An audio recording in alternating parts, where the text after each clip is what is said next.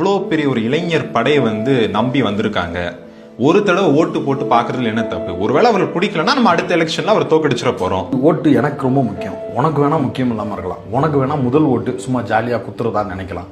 எனக்கு அப்படி இல்லை. நான் என்னுடைய உரிமையை இழந்து, என்னுடைய உடைமையை இழந்து, என்னுடைய வாழ்வாதாரத்தை இழந்து வாழுவதே இங்க ஒரு பெரிய இக்கட்டான சூழல்ன்ற இடத்தை நோக்கி நகர்ந்திருக்கிறேன்.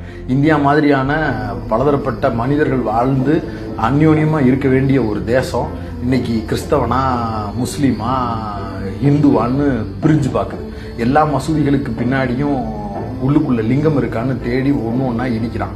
முஸ்லீம் பேரும் கெட்டப் மாதிரி தாடியும் தொப்பியும் வச்சிருந்தா விரட்டி சுடுறான். இப்போ காப்பாற்ற வேண்டிய போலீஸே துப்பாக்கி எடுத்து என்னைய சுடுறான் முஸ்லீம்ன்ற ஒரே காரணத்துக்காக.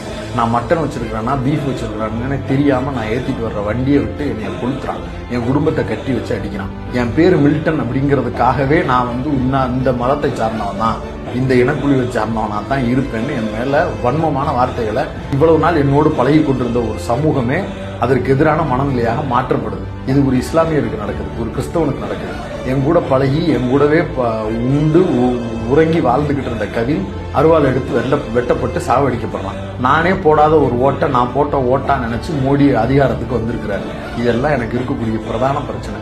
இந்த பிரச்சனையெல்லாம் முன்னாடி வச்சு நின்று தான் நான் ஓட்டு போட முடியும். உன்ன மாதிரி வந்தவனுக்குலாம் வாய்ப்பு கொடுப்போம் அப்படின்ற இடத்துக்குலாம் நான் வரல. அந்த ப்ரிவிலேஜான வாழ்க்கை என் வாழ்க்கை இல்லை. ஏன்னா நீ அப்பா காசுல சம்பாதிச்சதை வச்சு வாழணும்னு நினைக்கிறவன். நீ உன் விஜய் படத்தை பார்க்க போறது கூட உன் காசால இல்லை, உங்க அப்பா அம்மா காசா இருக்கும். அதனால நீ ஓட்ட கூட சும்மா போடலாம்னு யோசிக்கலாம். உன்னை குறைச்சலாம் மதிப்பிடல. அந்த வயசுல உனக்கு அப்படிதான் தோணும். தப்பு இல்லை, நீ அதை செஞ்சுக்க. எனக்கு அப்படி இல்லை. நான் வேற ஒரு வாழ்க்கையை வாழ்ந்துகிட்டு இருக்கிறேன், வலியோட வாழ்ந்துகிட்டு இருக்கிறேன். என்னுடைய வலிக்கும் என்னுடைய உண்மையான பெயினுக்கும் கரெக்டான ரிலீஃபை யார் கொடுப்பான்னு நான் தேடுறேன். தமிழ்நாட்டு அளவுல சனாதனத்தை ஒழிப்பேன்னு இங்க இருக்கக்கூடிய துணை முதலமைச்சர் பேசுறாரு. இந்த சனாதனம் தான் என்னை இத்தனை நாளா அடிமையா வைக்குதுன்றதை நான் ஆழமா நம்புறேன். அதனால உதயநிதி ஸ்டாலின் எனக்கு பெட்டர் ஆப்ஷன் அப்படின்னு தோணுது. இந்திய அளவுல ராகுல் காந்தி எனக்கு பெட்டர் ஆப்ஷன் தோணுது. உனக்கு அப்படி ஆப்ஷனுக்கான நீடு இல்லாம இருக்கலாம்.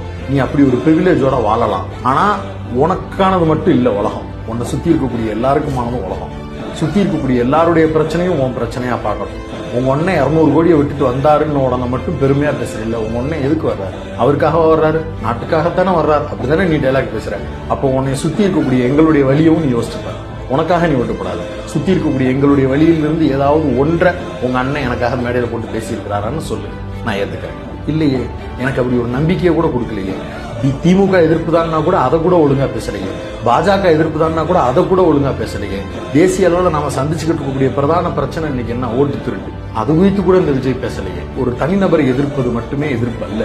ஸ்டாலின்